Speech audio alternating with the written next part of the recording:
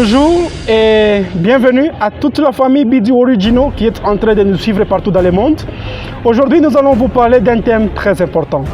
Comment booster sa carrière professionnelle.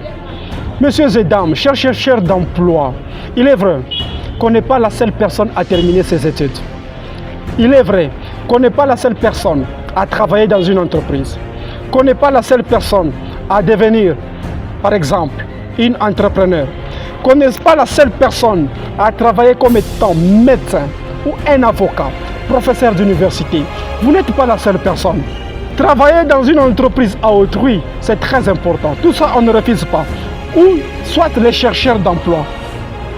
Vous devez à tout prix comprendre que lorsque vous êtes en train de faire quelque chose, il faut aimer. Il faut avoir la passion. Il faut travailler dur. Il faut rêver grand. Mais allez-y comprendre que le monde change chaque jour. Tout change au XXIe siècle. Tout est rapide. N'oubliez pas tout cela. Lorsque vous êtes sur la terre, ne croyez pas que vous êtes la seule personne à faire quelque chose. Il y a d'autres qui travaillent aussi dur. Question de vous battre. Vous devez à tout prix mûrir vos pensées positives. C'est très important. Vous devez à tout prix avoir une manière positive chaque jour, lorsque vous vous réveillez, lorsque vous travaillez, lorsque vous êtes en train de faire quelque chose ou une activité. Vous devez avoir la propre conviction de dire on est capable de transformer le monde. On est capable de changer tout ce qui n'allait pas. Vous devez à tout prix mettre dans votre tête comme étant entrepreneur. Je suis capable de remplir mon chiffre d'affaires. Je suis capable d'attirer des clients. Vous devez à tout prix stabiliser vos activités. Vous devez à tout prix booster sous une manière haute votre chiffre d'affaires ou soit votre capital.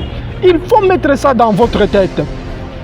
Mais aujourd'hui, je veux plus aider une personne qui n'arrive pas à trouver un travail.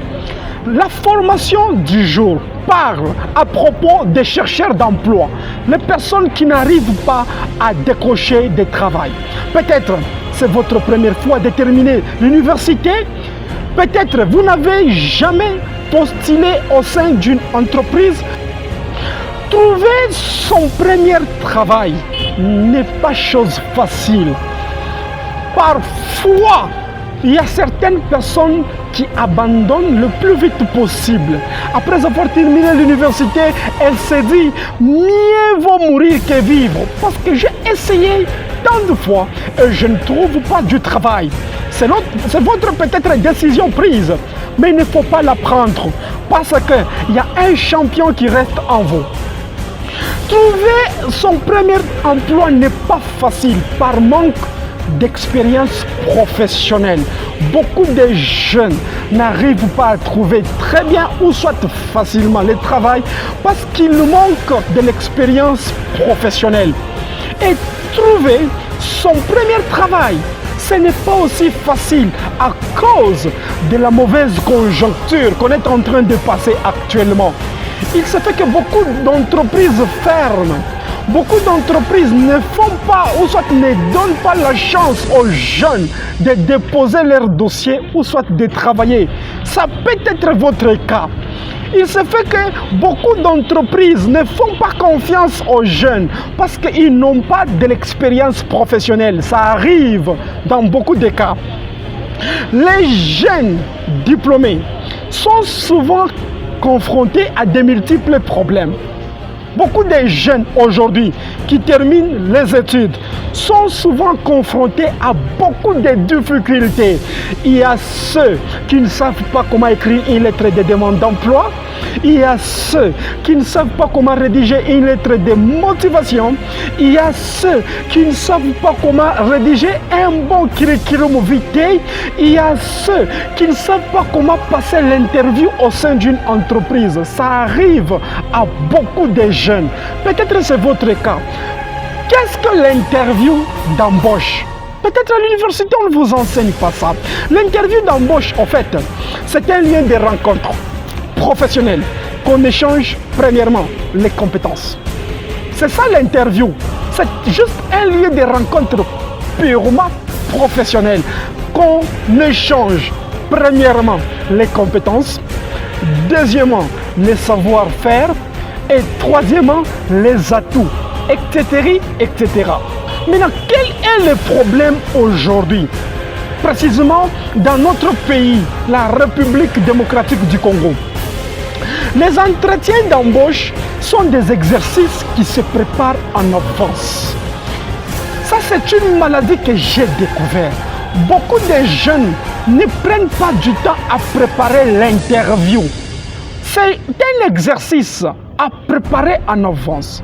Avant qu'une entreprise puisse vous appeler pour passer à votre test, il faut préparer l'interview à la maison, en avance, avant d'aller postuler. It is very important. You need to prepare, you need to fix your interview before leaving for your home. Before leaving for home, you need to fix that before. Don't go in the company for preparing that. It is not good.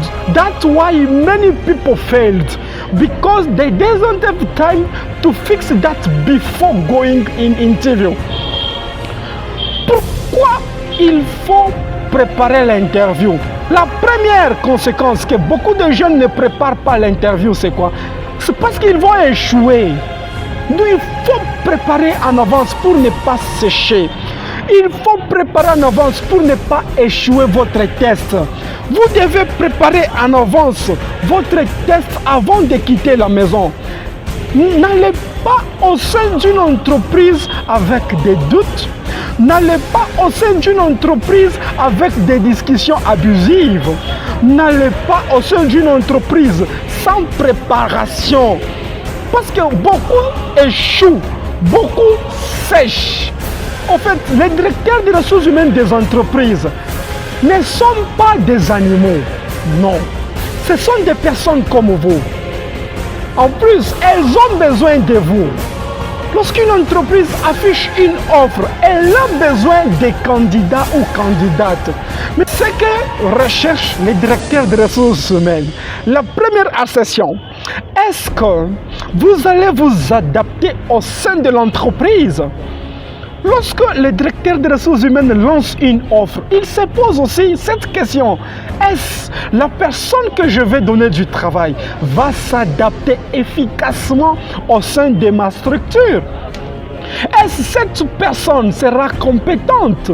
Cette personne va s'adapter à l'environnement du travail? Ça, c'est la première assertion. La deuxième assertion qui fait que les directeurs des ressources humaines ont besoin de vous, c'est quoi? Est-ce que vous serez une personne apte? Lorsqu'on vous fait confiance, on vous donne du travail.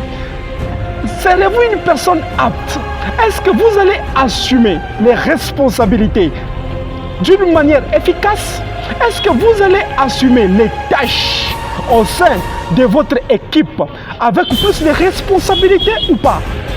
Ce sont des questions qui mettent en doute beaucoup de directeurs de ressources humaines à ne pas engager n'importe qui.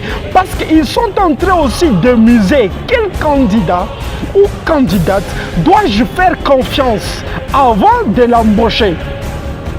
Et la troisième assertion, la plus importante, est-ce la personne que je vais donner du travail, est-elle motivée ou pas? La motivation. Ça signifie peut-être le premier mois, on ne vous paye pas. Est-ce que vous allez abandonner? Admettons, on ne vous donne pas une promotion. Est-ce que vous allez quitter l'entreprise? Admettons, on ne vous donne pas les primes. Est-ce que vous allez quitter l'entreprise? Ce sont de multiples questions que les directeurs des ressources humaines se posent. Il y a beaucoup de jeunes qui terminent l'université, mais ils n'ont pas ce genre de qualité. Ils voient que l'argent. Waouh, si on me donne du travail dans cette entreprise X, on va me payer 2000 $. Si on me donne du travail au sein de cette entreprise Y, on va me payer 5000 $. I don't object that. I don't refuse that. It is very better. It is very important. So are you sure that you can be a people who can be motivated? Are you motivated if the employees give you a job? Are you motivated or not? Êtes-vous motivé? Si, admettons, on ne vous donne pas les avantages sociaux, seriez-vous motivé? Ce sont des petites questions qui mettent en doute les directeurs des ressources humaines. Et la quatrième raison qui fait que le directeur des ressources humaines cherche la bonne personne. C'est quoi? Est-ce que cette personne va s'adapter rapidement? Est-ce que cette personne va s'adapter rapidement au sein d'une entreprise? Peut-être ça peut vous prendre du temps. Êtes-vous une personne apte? Est-ce que vous allez vous adapter rapidement au sein de l'environnement professionnel? Ou soit vous avez des difficultés? Ou soit il faut que l'entreprise fasse des formations pour vous? Ou soit il faut que l'entreprise noue des personnes qui viendront vous enseigner sans entrer en jeu. Je parle d'un thème très important, comment booster sa candidature. Plus j'enseigne aux jeunes qui viennent de terminer l'université, parce que beaucoup ne savent pas comment faire une interview d'embauche. Voici la question la plus importante. Lorsque vous passez une interview avec le directeur des ressources humaines, à la fin, il va vous donner 7 ans. Il va vous donner cette opportunité de lui poser certaines questions. D'où aujourd'hui, je suis en train d'enseigner une personne à pouvoir réfléchir à certaines questions qu'elle peut poser au directeur des ressources humaines lorsqu'il lui dit « Avez-vous une question à me poser ?» C'est ça la grande question d'aujourd'hui. Le directeur des ressources humaines vous pose cette question. Monsieur, avez-vous une question à me poser? Nous sommes arrivés à la fin de notre interview. Puis-je avoir votre question? Beaucoup de jeunes disent, je n'ai pas une réponse ou une question à vous poser. Une personne qui vient de terminer l'université ne peut pas faire ça. Une personne qui n'a pas d'expérience professionnelle ne peut pas faire ça. Néanmoins, à une personne qui a beaucoup d'expérience professionnelle peut répondre de la sorte. Merci beaucoup. Je pense que cette interview était riche pour nous. Voilà pourquoi je n'ai pas une question à vous poser. Mais un jeune qui a terminé l'université doit quasiment poser une petite question au directeur des ressources humaines. C'est par exemple, notez les questions que vous pouvez poser au directeur des ressources humaines. La première, comment est structurée cette entreprise? Ça, c'est la première question qu'un chercheur d'emploi peut poser au directeur des ressources humaines. Comment est structurée cette entreprise? La deuxième question qu'un chercheur d'emploi peut poser au directeur des ressources humaines. Quels sont les projets immédiats dans cette entreprise? Ce sont des questions, il faut écrire. La première question que vous pouvez poser au directeur des ressources humaines, comment est structurée cette entreprise?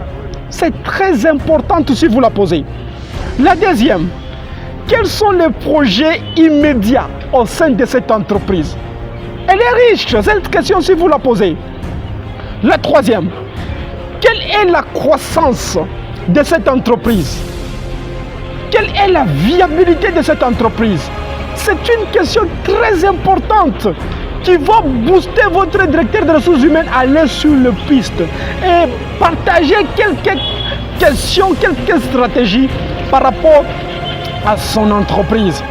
Et la quatrième question, l'effectif de cette entreprise se renouvelle-t-il souvent? Voici une meilleure question que vous pouvez poser. Est-ce l'effectif de cette entreprise se renouvelle-t-il? Question importante aussi à poser. Quelles sont mes tâches à assumer? Ça, c'est la cinquième question. Quelles sont mes tâches à assumer lorsque je vais commencer ce travail? Je pense que c'est un piste positif qui fera que le directeur des ressources humaines va dire « Waouh, je vais donner du travail à quelqu'un qui connaît ce qu'il va faire. » Sixième question à poser. Quels sont les horaires pour ce travail? Sixième question. Quels sont les horaires de ce travail? Je pense que lorsque vous posez ce genre de questions positives, ça reflète qui vous êtes, ça reflète positivement que vous êtes une personne intéressante et vous avez la chance de trouver votre premier travail. Septième question, on va s'arrêter par ici. Quelle est la durée de la période d'essai?